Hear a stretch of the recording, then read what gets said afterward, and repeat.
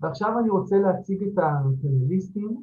אז יש לנו את יעל ברנע הישראלית, שהצטרפה אלינו, היא עורכת דין ופסיכיאטרית, והיא תכף תספר קצת יותר על עצמה. יש לנו את ונדי רקטליף, שהיא אחת משתי היוצרות של הסרט הזה, תכף היא תספר עוד, ואתם בטח מזהים גם את אנג'לה פיקוק, שהייתה החיילת בסרט, והיא עכשיו, כמו שהיה כתוב בסוף, עובדת סוציאלית עם תואר שני, והיא אקטיביסטית בתחום בריאות הנפש. ועכשיו כל חברי הפאנל יוכלו ככה להגיד כמה מילים. בזמן הזה אתם מוזמנים לכתוב שאלות ב-Q&A, ואנחנו לא נוכל לענות על כל השאלות, אבל נשתדל כמה שאנחנו יכולים. יש לנו עד שעה 10, אז בהצלחה לכולנו. אולי יעל, את רוצה, יעל ברנע רוצה להגיד כמה מילים? על הסרט או... באופן כללי, מה שבא לך, מה את עושה, או... כן, אני בעלת קליניקה פרטית, מטפלת בתל אביב. אני ראיתי את הסרט והוא לא פשוט לצפייה. אני רואה לצערי הרבה בקליניקה שלי הרבה נפגעים של טיפולים פסיכיאטריים, ואני חושבת שהרבה הודות לך, אני גם מטפלת בהרבה אנשים שמעוניינים בהפחתה של תרופות פסיכיאטריות.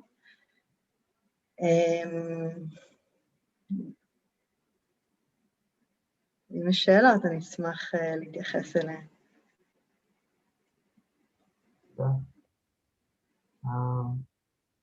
Maybe Wendy, you want to say a few words? Sure. Yeah. Does everybody hear me? Yeah. Oh, I forgot something important to say. Excuse me. שימו לב, יש פה את יעל נוסבאום, שהיא מתרגמת מאנגלית לעברית ומעברית לאנגלית. בשביל לראות את התרגום שלה, אתם צריכים לכתוב עכשיו, ללחוץ על הכפתור של ה-CC, ואז יש לך 3 אופציות, משהו, לא זוכר בדיוק, אולי allow משהו, אני לא זוכר בדיוק, אבל בשביל שאתם תוכלו לראות בזמן אמת מה אנחנו אומרים בעברית, אז תלחצו על הכפתור של ה-CC, ואז אני ברח לי מהראש איזה מה3 אפשרות, אבל מה שנראה לכם הגיוני. הנה, בסדר, זהו, אמרתי את זה. Excuse me, Wendy, please continue. Oh, hi. Well, I'm really happy to be here. It's always really exciting for us to do screenings in other countries. We've done, probably 200 screenings in the United States, but we've only done about 3 or 4 internationally. So we're really excited to get this film out to people in Israel. It's great.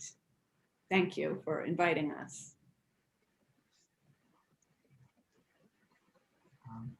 Angela? Hi, hello everybody. My name is Angie. You saw part of my story in the film.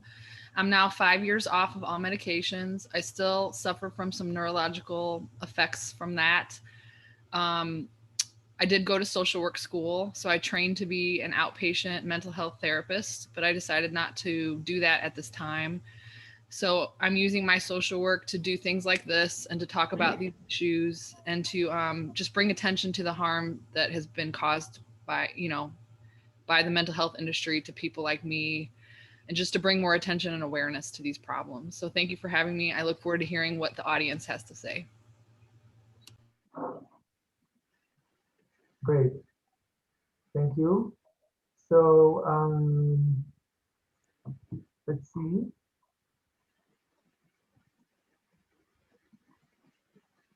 Oh, yeah, so we have a lot of questions. Yeah, where do we start? Here's something in English. I'm on a very small dose of Zoloft, 12 milligrams. I was on it since August 2020. I have been weaning off for a month. I have been cutting it myself. I'm guessing I'm down to about 6 milligrams. What are your recommendations? So maybe, Yael, do you want to address that?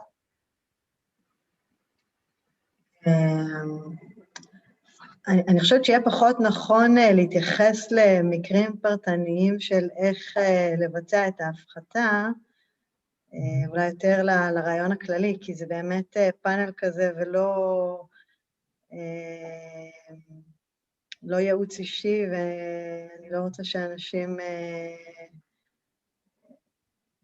ייקחו את זה, ואתה יודע, זה קצת מורכב מבחינת אחריות מקצועית. כן, כן, זה באמת נכון, כאילו אי אפשר על רגל אחת להגיד משהו, זה באמת מאוד מאוד מורכב וצריך להיכנס לעובי הקורה של הדברים האלה. כן, אולי שאלות יותר כלליות, או פחות מקרים פרטניים של איך להוריד וכמה. Can I say them, Shimon? Because I'm not in a professional role. In general, that there's really no protocol or a rate someone can tell you. And if they try to tell you, you should probably run. It's a very individual thing. And the best thing to do is just read as much as you can about the ways that people taper. And in the United States, we have something called the Withdrawal Project. It's online, you can Google it. And it talks about how to weigh how fast or how slow you should go. So everybody's different. I mean, I took 10 years to taper off of everything. And I don't even think I knew I was really gonna come off. So just be careful, go slow, listen to your body, and decide what rate is best for you. You're the one that has to deal with the consequences. Yeah, Angela, I see there's a question. It says, Angela, how did you quit the drugs? Maybe you want to expand on that a little bit? Sure. My process started where, like you saw in the film, I was just questioning, like, why don't I feel good? I don't understand. If I'm taking all these medications, I should feel good. And I can remember very clearly, I would sit on the curb outside of my therapist office, and I would think, like, why does the world feel like it's going on, but I am not in it? Like it was like a wall was between me and a life. And so I just would have these little questions come up, and then I would talk to my psychiatrist and say, can I just come off like one of them and just see how I feel? And, you know, this became a very bad cycle, because they would let me come off of one and then they would put me on something else. And then I maybe come off another one a year later, and then it would be, here's something else. And so it was like I was losing my intuition. I knew something was wrong. So finally I met a psychiatrist who said, you're on too many. You need to come off. I was on 17, as you saw in the film. So he took me off of 10 overnight, and I had a horrible withdrawal. I was in the psychiatric hospital for 45 days. I hallucinated, all kinds of things. But from that point on, like I said, it took 10 years. I went very slow. Some were taken away very quickly. It wasn't until like the end that I learned you can't skip a day. Like, for some reason, psychiatrists say you take one and then you skip a day and then you take it the next day. That did not work for me. And that's when I kind of learned this is not going to work. So I had to open little capsule and lick my finger and take the capsules out and count the little tiny balls and then throw them in the jar. I did that for 2.5 years. That was with duloxetine, which the old name was Cymbalta. And then last was tapering my benzodiazepine, which is the one that almost killed me. But who knows, you know, was it really that one, or was it a accumulation of all those years on psychiatric drugs? So that last one, I tapered for 2.5 years. I did like 10% or 5 to 10% every 4 to 6 weeks. As I got toward the end, I had increased anxiety, increased agitation. They tried to put me on more medications. Then I got suicidal. Then it was, that's your mental illness. You're relapsing. You need to be on these drugs. And I knew inside, no, this is not, I have no reason to be suicidal. I have no reason to be agitated. I want a clear mind. And that was what I wanted, you know? So then they took me off the drug abruptly overnight in the hospital because I was suicidal, which I should never have gone there in hindsight. And then that's when I experienced benzodiazepine withdrawal, which almost killed me, I swear. For a good 2.5 years, I felt absolutely horrible. I barely left my house. I couldn't shower standing up. It was very intense. But after there, I started to, you know, slowly get better and better. And here I am now. It's been 5 years since that last dose. And that's my process. But everybody's process is different. I would just beg you to listen to your intuition. If something is telling you you don't feel good, something's not right, to listen to that, because I was talked out of that for a really long time. Thank you. Thank you. I have to admit that we're bombarded with questions right now. There's so many people who would like to ask so many questions. Here's a question to Wendy. Did you get strong reactions to the film from the medical establishment or pharma companies? Yeah, that's a great question. Yes.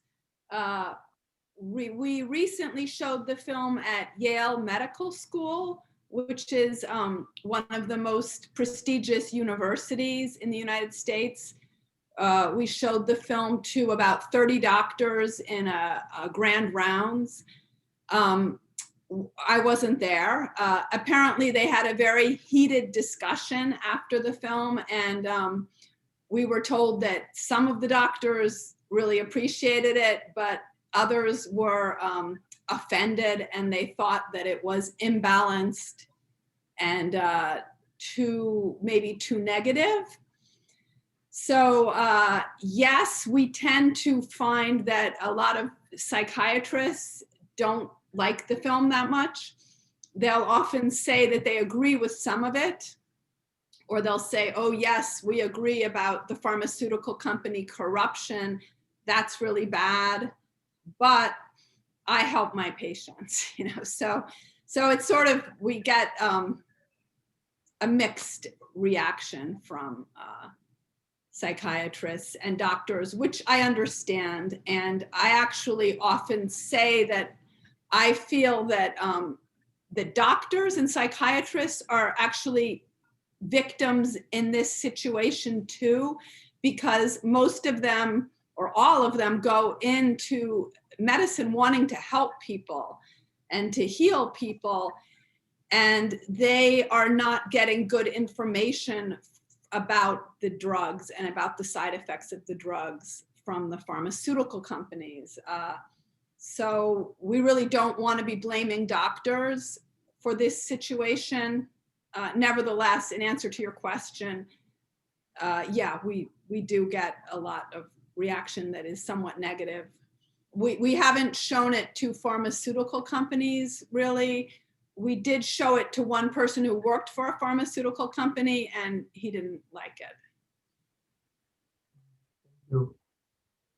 So another question is, so okay, let's say you don't want to use medication.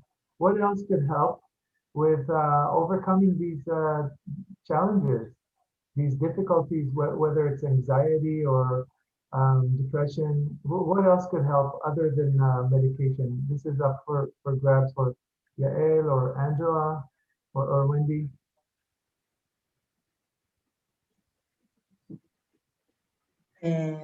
טוב, אני אתחיל ואולי נצטרפו.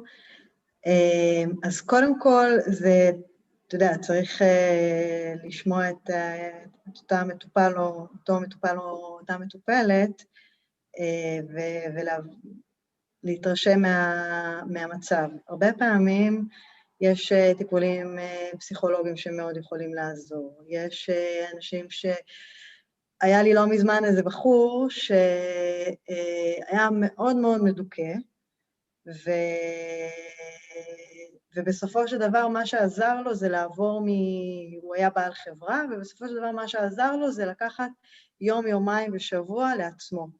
ואז הוא הולך לגלוש ועושה מדיטציה, הליכות בחוף, ופשוט לא היה צריך טיפול תרופתי, אלא זה פשוט מה שפתר לו את כל הבעיה. זה נורא אינדיבידואלי, וכמו שאנג'י גם אמרה, כמו לגבי ההפחתת תרופות, הכל נורא נורא אינדיבידואלי וצריך להיות מותאם לאותו אדם. יש אנשים שכן תרופות מאוד עזרו להם, יש אנשים שתרופות פגעו בהם, יש אנשים, אני גם מאוד משתדלת להקשיב לכל אחד מה הרצונות שלו. יש לי מטופלים שמגיעים ואומרים, תני לי משהו. לא משנה מה, אני צריך תרופה.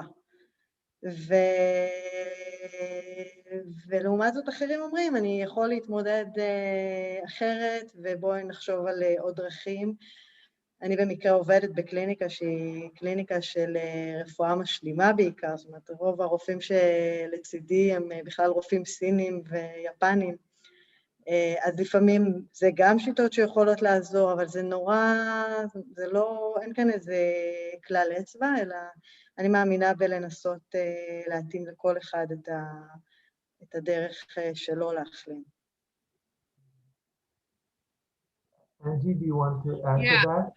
I'll talk about, I have a friend, he says something very smart. He says, find the problem and fix the problem. You are not the problem is the problem.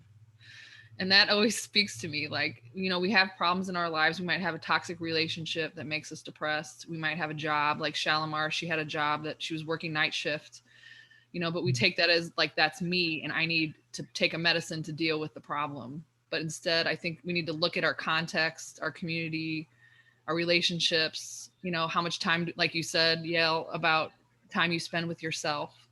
Right now I'm going through a difficult time because I had to put my dog to sleep and I'm grieving. And so I'm crying a lot and I talk to friends and I just allow myself to cry and I lay in the bathtub and I cry and that's okay. I don't need to take medication for it, you know, but I do see like the feelings are so intense. I understand why we look for something to numb that.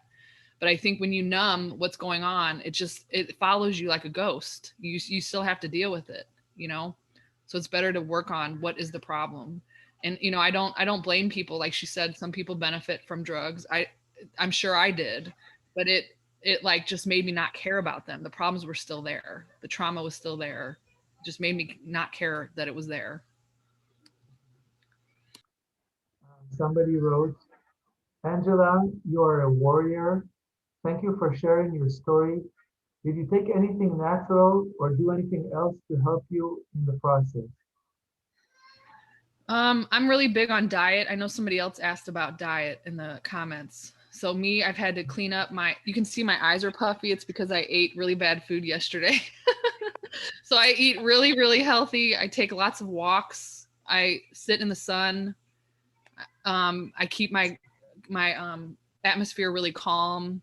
I have to keep things quiet, no drama, no excitement, just calm and peaceful. And I'm doing some programming right now about like working on your nervous system and how to calm yourself. So I do a lot of grounding, mindfulness, yoga, all those things. I wish I would have done those 15 years ago. I would have prevented all of this, you know, this loss. So I think everybody has a magic potion for themselves. And you have to try a lot of different things and it takes a lot of time, but there's so many things that are free. Like yoga is free on YouTube. Diet, you can get creative and get some seeds for $2 and plant really healthy food, you know, in a little pot. There's all kinds of things to do, even if you don't have a lot of money. So I would just look for, try tons of things and come up with a little potion for you. Another question that came up, אני אגיד בעברית, כשאין בן משפחה שיתמוך בתהליך הגמילה, ובמיוחד כשהמשפחה מתנגדת להפסקה, מה עושים? Anyone want to comment on that? Wendy, do you want to say anything? I didn't understand that because it was not. They said when you, what happens if you don't have a close family member to help you through withdrawal? And I add to that, not only help you, but somebody who's actually hindering the process, who's opposing it. Ooh. Well, you want to say anything, Wendy? I know some, I could say some. Yeah, I mean, I would just say that's a very tough question. And I do, from the people that we interviewed, which we probably interviewed over 100 people about their withdrawal before we did this film. I do think, some people might be in a situation where they shouldn't try to get off of psychiatric drugs if they don't have, any support, or if they're in a situation that's too demanding, because from what I have learned, it really can be so difficult that, you shouldn't underestimate how difficult it might be if you're on high doses of many drugs. So it's not like everyone can do it. That's just my opinion. Yeah, and I'll say that I did not have any family support. I didn't even have doctor support. They didn't believe that I was in withdrawal. So what I did was hang on to the online communities. I know this is hard for me to believe, but there's 100,000 people in the United States that I could pull up on my phone right now that are tapering without medical help, many without support, and they hang on to each other, and we just help each other through it. It's peer support at its finest.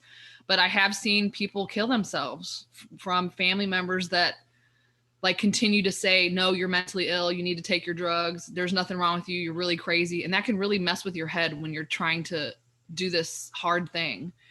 So I would say be careful, make sure you have some kind of support, even if it's online support or a neighbor or a church member or something like that. It's very hard. I want to add to that I in my practice with people who want to withdraw, so I feel like you know what, I'll speak in Hebrew and I don't have to break my teeth.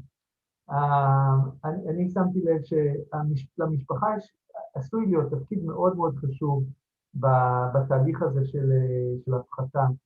אם המשפחה תומכת, זה מאוד מאוד יכול לסייע ולהקל. מצד שני, כשהמשפחה מתנגדת, זה יכול מאוד להעיב על התהליך.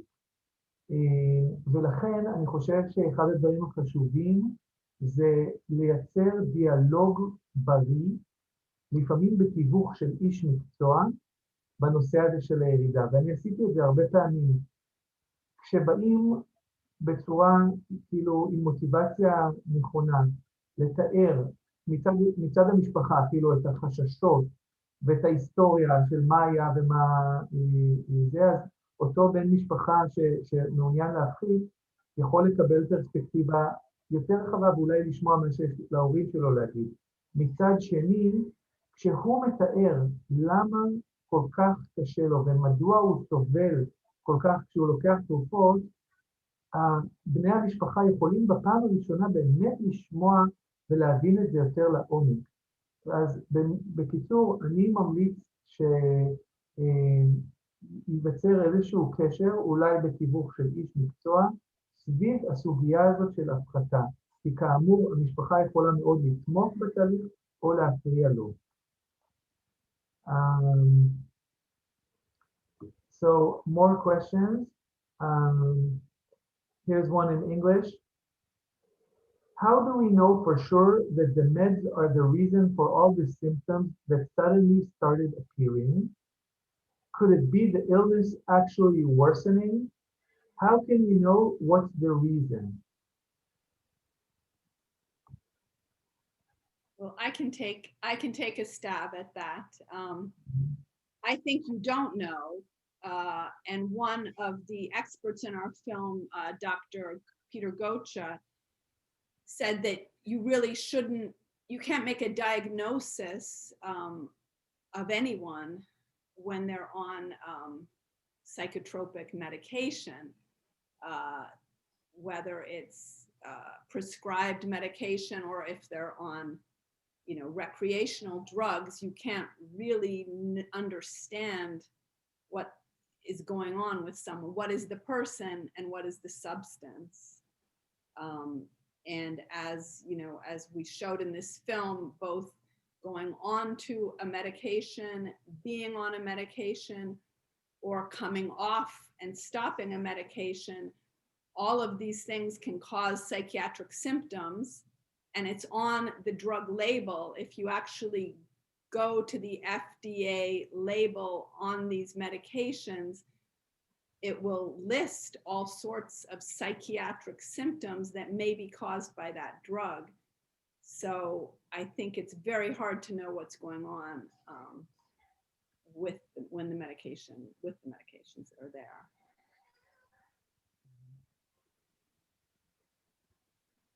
Yael, do you want to say something? אני חושבת שזה, אני לא יודעת אם בכלל אי אפשר לדעת, כי כן אפשר לפעמים לשער בסבירות כזאת או אחרת, אבל אני חושבת שזה באמת יכול מאוד לבלבל. כי באמת לפעמים, האמת שלי ברקע, לפעמים הסימפטומים שחווים הם באמת יכולים להיות כתוצאה מהתרופות, ולפעמים כתוצאה מאיזושהי החמרה. צריך לעשות איזשהו ניחוש מושכל שמבוסס על מתי זה הופיע, אם זה דברים שפעם היו למשל, עוד לפני התרופות, או זה משהו חדש לגמרי, כמה זמן עבר על התרופות, האם היה איזה שינוי לאחרונה, אבל לדעת בוודאות לא תמיד ניתן. And for me, I just say that it wasn't clear. It wasn't clear at the beginning. It happened so slowly, it was almost imperceptible. And then all of a sudden you're like, wait a minute, why? I was not like this a month ago. Like, I remember I went to get fast food, and I was so upset that they didn't put ketchup in the bag. And I was like, why can't you just do your job? And I remember thinking, like, what? I never have acted like that before. What is going on? You know, it didn't make any sense to me. But once I was off, it was so clear. It was physical and mental symptoms. And I knew from my study in social work school that there's no physical symptoms to like, I don't know, there was no burning skin listed as a symptom of depression or brain zaps. That's not, you know, so I had these physical symptoms where I couldn't stand up to shower. I was so dizzy, I couldn't walk. I had burning skin. I had patches of skin that were numb, you know, all these weird things that were clearly not mental illness. So that really helped me.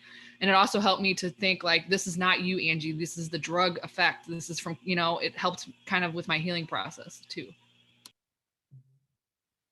And if I may add, למעשה בעיניי זה אחת הסיבות שעדיף אם אפשר להימנע מתרופות פסיכיאטריות. כי ברגע שאתה לוקח את התרופה, אתה כבר לא יודע מה גרם למה, ועכשיו מה שאתה עובר זה בעצם ירידה מתרופה אחת, או שזה העלייה על תרופה אחרת, או שזאת האינטראקציה בין התרופות, ונוצר כאילו בלגן שלם במערכת. ולכן כאמור, אם אפשר להימנע, אז עדיף, ואם צריך אז לעשות את זה בצורה מאוד מאוד שקולה ומדודה. Another question that came up is, this is actually something that's becoming more and more popular these days worldwide and also in Israel. What about psychedelic medicines? There is research in universities such as Berkeley and Johns Hopkins.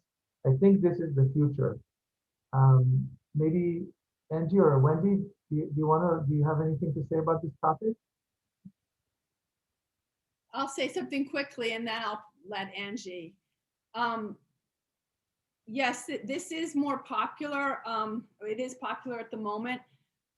Certainly the history of psychiatric medications should make us be very cautious about research findings, because leaving aside, on the one hand, there's the issue of pharmaceutical companies wanting research on a drug or a medication to succeed, because then they'll be able to get approval and they'll make money.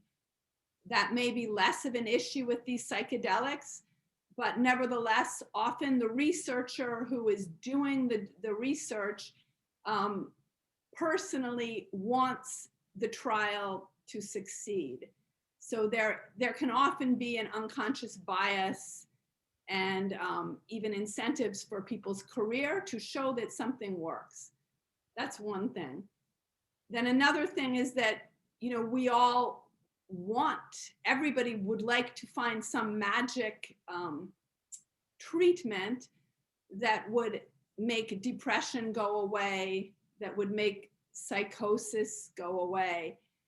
And, in a way, that's a good thing, that we want people to be happy.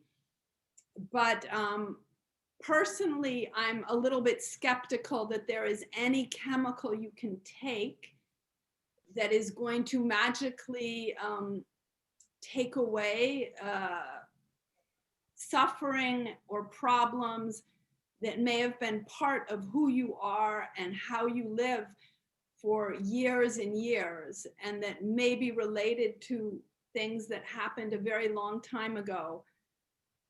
So I would be cautious. However, one thing that I do like about the psychedelic drugs is that they're not drugs that are taken every day for the rest of your life.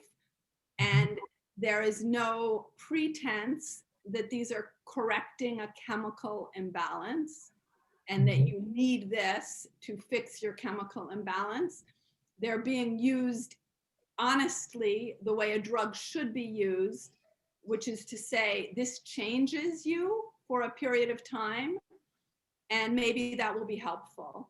So in that sense, I feel it's a more honest and possibly helpful treatment for some people. And I would just add the importance of informed consent, that the same as we were saying about psychiatric drugs, just make sure going into it, it's not always a cure-all. It's not, some people have a really bad experience. Some people don't come out of that experience. So you should know that beforehand. And the only other thing I want to add is I'm just always worried when an industry of any kind wants to hijack a certain thing and use it for their own purposes. So what I'm fearful of is I hope they don't, like, psychedelics is the future and now everybody needs psychedelics, because we're still operating off that base assumption that there's something wrong with you. And I don't believe there's something wrong with all of us. If you want to do that because it helps you through an experience or you gain a better insight, that's one thing, but coming from that place, I guess. Can I say something technical? When people are writing in the chat a lot, is that the way we see it is when people write something on the chat, it obscures the transcript, the translation. Are you also seeing that? Because if that's the case, I just moved mine. You can move the closed captioning. So I moved mine by the camera so I can look at the camera and read at the same time. And the chat is off to the side. That's an important thing. I'll say it in Hebrew. מי שהצ'אט מסתיר לו את התרגום, יכול פשוט לתפוס את התרגום הזה עם העכבר ולהזיז אותו הצידה, שזה לא יסתיר לו. Okay, great, thank you. יעל ברנע, יש פה שאלה, איך אפשר ליצור קשר עם יעל? את רוצה אולי לשים את האימייל שלך או משהו פה ב... כן, איך? צ'אט או... כן, אולי בצ'אט? אוקיי. כן, תודה. איך?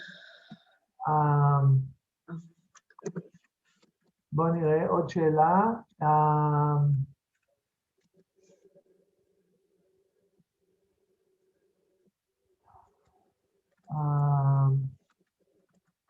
Okay, so I stopped taking antidepressants 12 years ago without weaning, and have never regained my sense of self. I don't feel the way I used to. My mother passed away in the meantime, and I couldn't cry or feel sad. Is this ongoing withdrawal symptom? Is there any help for this?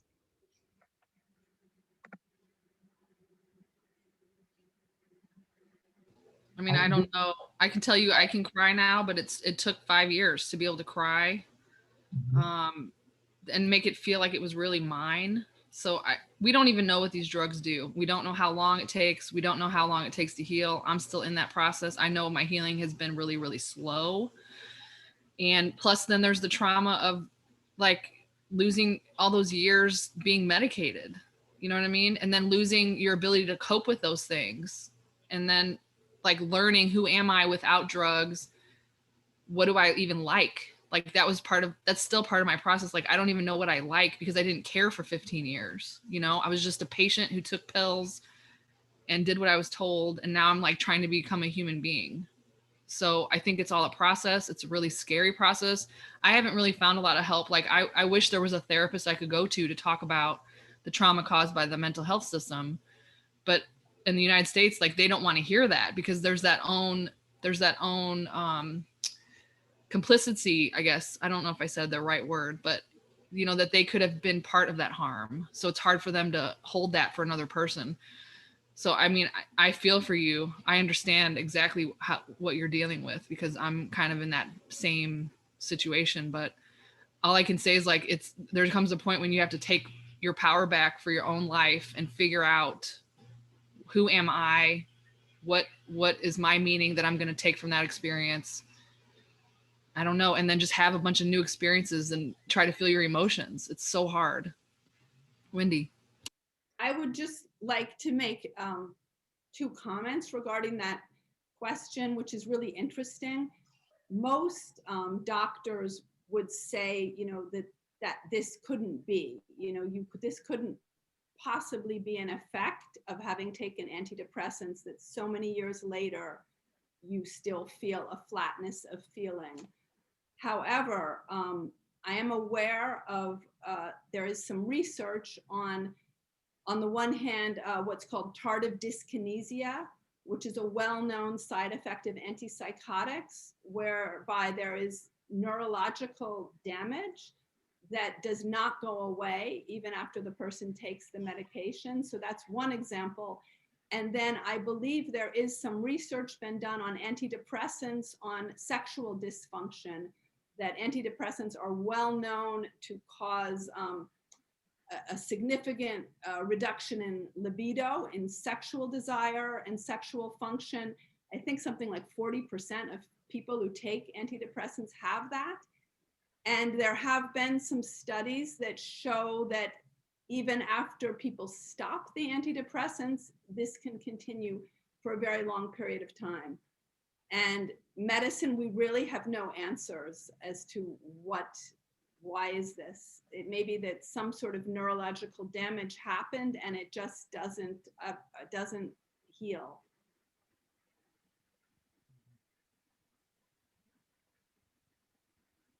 Yeah. Thank you.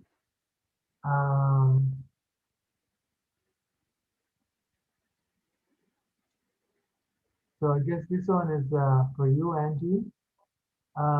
What helped you to balance your emotions during the withdrawal in the hardest moments, and what helps now so it will be bearable? And the hardest moment was literally, I mean, I guess they call it mindfulness. I didn't really take a class or anything to know that. I just would focus on this moment. I need to live through this moment. What am I going to do for the next 10 minutes? What am I going to do for the next hour? And then those hours just added up. I mean, there was times when I counted my heartbeats when it was at its worst of worst of worst. I would lay under a blanket and just count for hours to get through it. That's how horrific it was. I know that I'm not everybody has a withdrawal experience like me. Some people can get off just fine and not have any problems. I was definitely an extreme case, so don't be scared by what I'm saying. And then now, I mean, now it's like, it's easier to live. I'm not suffering so hard like that, but distraction was key. I listened to a lot of audiobooks, YouTube, talk to friends, walk, you know, I would go for hour walks, and then, you know, you cook for an hour and then you clean up for an hour. Like all those things would add up while I was recovering. I went to school. That was a really good distraction. It was really hard, but it was good to keep my mind engaged. And I kept thinking I have to have these commitments and deadlines and talk to friends and engage. And like, that will help my brain somehow. I know it. So it's just best to distract and just get through it with the little help of your friends. think it's also has to do with like the willingness to go through this hardship, which our society doesn't really encourage that. They don't train you, you know, in school or whatever, to really be able to work with your emotions. You learn all different things, a lot of facts about history and that, but you're when you finish, you know, your education, you're not prepared to deal with these kind of things. And you have to learn it on your own the hard way sometimes. And after you've taken medication, and sometimes it's very, very difficult. I found it that some people just, it's just too difficult for them to handle that. And I think part of, I can assume that part of your personality, also being a soldier and everything, is the toughness that you, the resilience to really go through all these and then come out from the other side and know that you're strong. And, yeah, maybe, but I also got really mad because I was like, I'm not going to die from this. And then they're going to say that I was mentally ill and that poor soldier just killed herself. I knew that. I was like, nope, they're not going to say that about me. I'm going to stick around and tell the story of what happened. So yes, but I do think you have to prepare for this. If this is something that you want to do, you have to prepare, you know, a year in advance. Make sure you have a support system. Make sure you build your coping skills. Have a plan. Like, how are you going to, you know, what are you going to eat? Like, there's things that I'm sad it happened to me the way it happened, but I'm almost kind of glad it happened the way it happened because I didn't have that time to plan. And then when I was thrown in the fire, I just had to come out of it, you know. But it does take preparation. I would not make this decision just loosey-goosey, you know.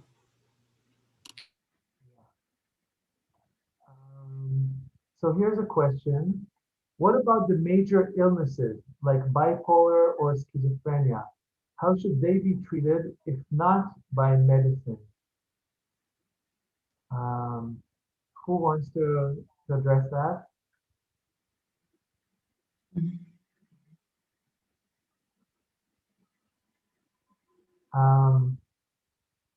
So I can say that it's complicated. It's complicated going through these challenges with medication, and it's complicated going without medication.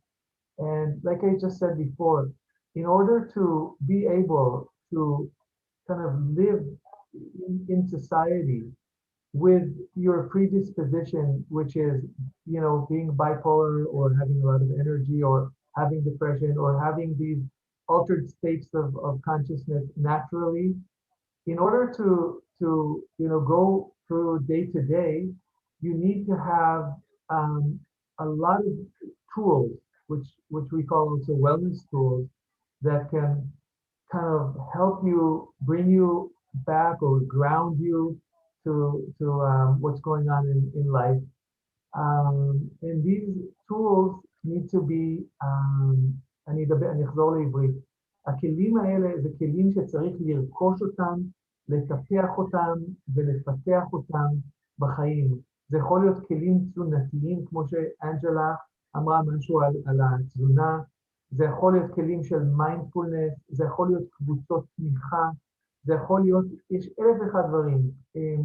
אם אתה אוהב לעשות ספורט, אז לעשות את זה, ואם אתה אוהב לכתוב שירים או סיפורים, או לצייר או לרקוד, כל אחד עם מה שעושה לו את מחבר אותו למישהו ולרווחה הנפשית שלו.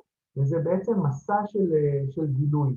אז בתשובה של השאלה עם הסכיזופרניה והבייפולר, אני מכיר באופן אישי, וגם חקרתי את זה בדוקטורט שלי, אנשים שהצליחו לחיות את החיים שלהם בצורה טובה ומספקת, עם מה שכאילו הרפואה הבחינה בתור סכיזופרניה או הפרעה דו-קוטבית. אז זה אפשרי, אבל נורא חשוב, זה מצריך התגייסות מאוד מאוד מאוד גדולה. ואקטיביזם. אתה לא יכול פשוט להגיד, אוקיי, זהו, אני אהיה בסדר. לא, אתה צריך לעבוד על זה ולטפח את זה כל יום, כל הזמן. כמו שוויל הול, שאולי גם אנג'י וונדי, you know וויל הול? You probably have heard of him. הוא ביקר פה בארץ והוא אמר, כמו שאנחנו לא יכולים להפסיק להזין את הגוף, אנחנו צריכים כל יום להזין את הגוף שלנו, אנחנו צריכים גם להזין את הנפש שלנו. אי אפשר להגיד, אוקיי, זהו, עכשיו אני כבר סיימתי ובעוד חודש אני אעשה עוד פעם משהו. לא, זה משהו שצריך כל יום לטפח ולפתח. Anyone else want to comment on that? Or okay, I will. I just feel like I'm talking too much. Wendy, are you sure you don't want to say anything? Can't hear you. That was beautiful. I very much agree with everything. I just wanted to add, I think as a society, we fear those people and we think that medication is an easy answer. But I can tell you because I've experienced extreme states during the withdrawal process, it's given me a different perspective on those people. And I feel like their world quite literally drives them crazy. You know what I mean?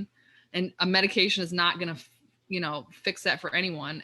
And it's still that base assumption that there's something chemically wrong with them, but nobody has proven that. So I would just be careful with continuing that line of thinking that, a pill is going to fix all the problems in the world. It just doesn't.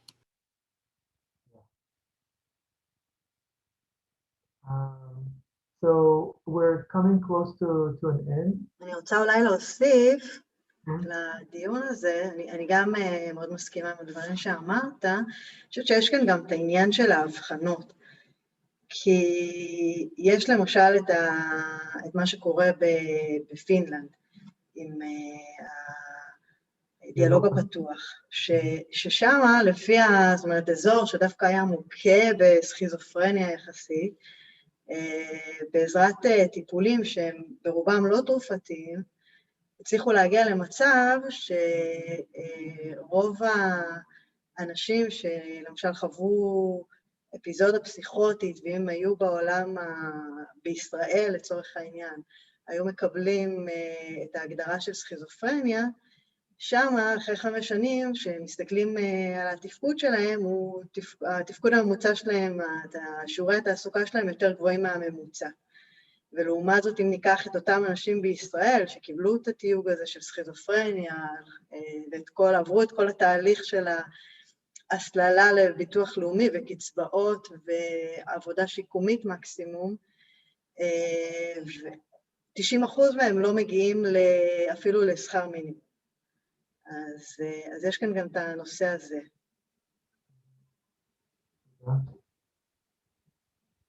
So we're coming close to an end. I think there's one more question and then we can wrap it up.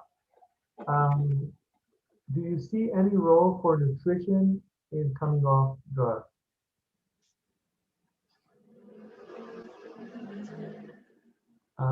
Who wants to address that? Anybody? אני חושבת, זאת אומרת, אני באופן אישי מאוד מאמינה שלתזונה יש מקום, לצערי בבית ספר לרפואה, אני למדתי בטכניון כאן בארץ, לא קיבלנו אפילו רבע שעה בנושא של תזונה, אבל באופן אישי גם על עצמי גיליתי כמה זה משמעותי, והשנה גם נרשמתי ללימודי נטורופתיה, כי אני כל כך מאמינה בנושא, כן.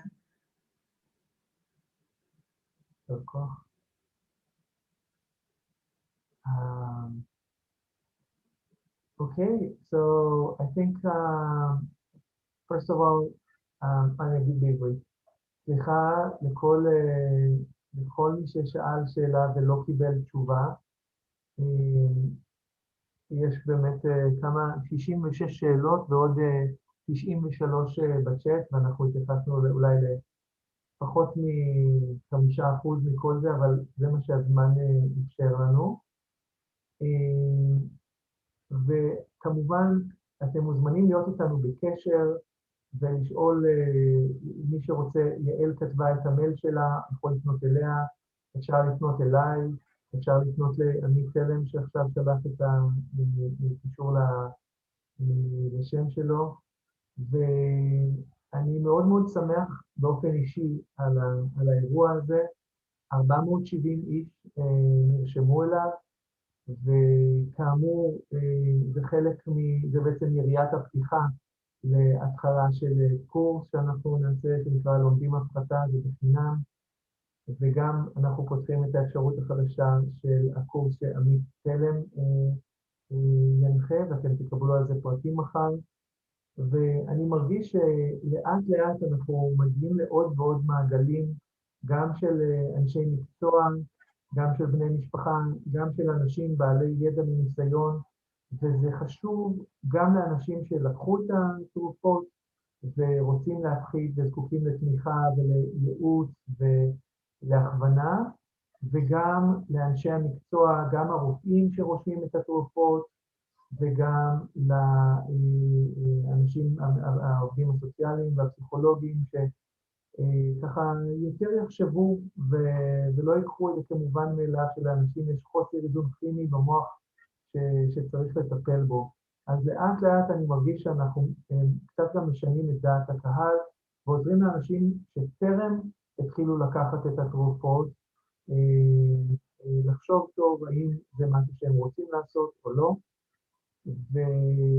ואנחנו באמת חלק מאיזושהי תנועה עולמית שקורית. יש באמת את ה-International Institute for Psychiatric Drug Withdrawal, המכון הבינלאומי לגמילה מתרופות פסיכיאטריות, וזה בעצם בא כקונטרה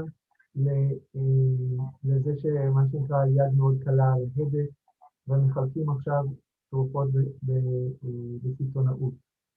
אז תודה רבה לפאנליסטים, זה אני, אבל תכף כל אחד מהפאנליסטים גם זה. אני גם רוצה להודות ליעל נוסבאום, שעשתה עבורנו עבודה מדהימה בתרגום של הסרט מעברית לאנגלית ומאנגלית לעברית.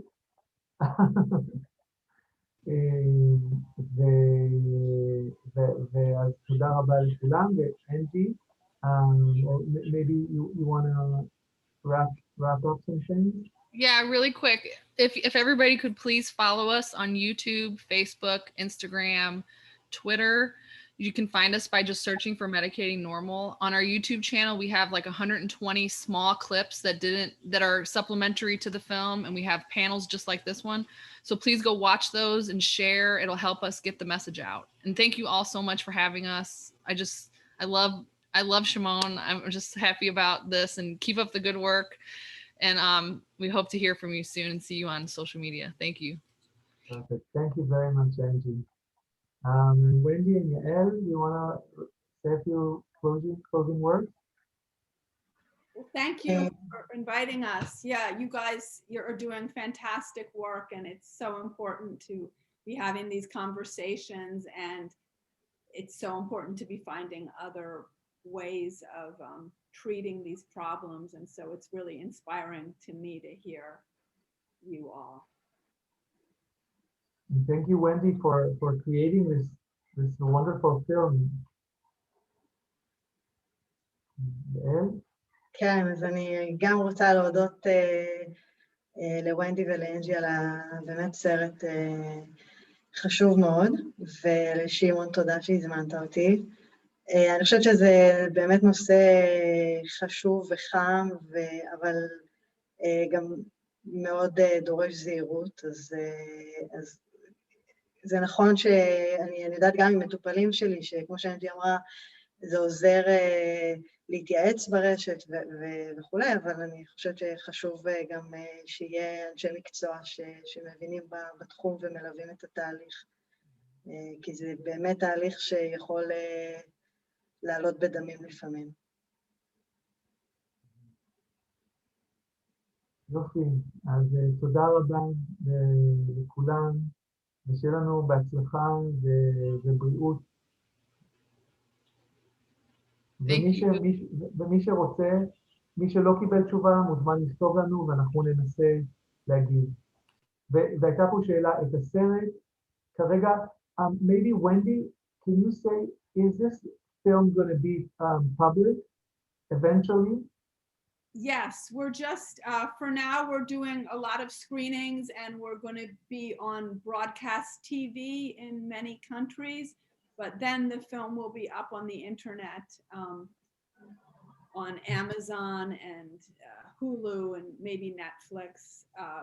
But anyone can contact us if you want to do a screening. We do smaller screenings as well as larger ones. And as Angie said, on our YouTube, we have a lot of clips from the experts talking about many different things. And we'll be adding interviews, so maybe we can interview Yael or Shimon also for our YouTube channel.